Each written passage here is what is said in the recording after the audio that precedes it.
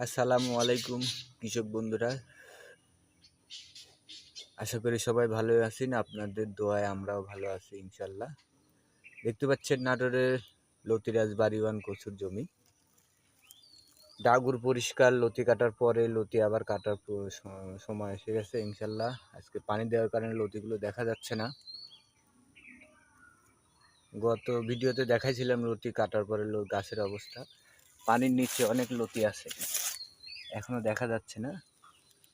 যেটা দেখা যাচ্ছে সেটা উপরে ধরে আছে। এগুলা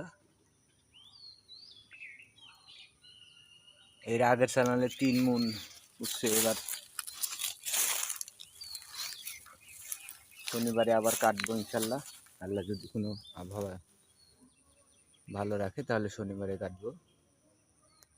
এই যে দেখেন লতি, এই যে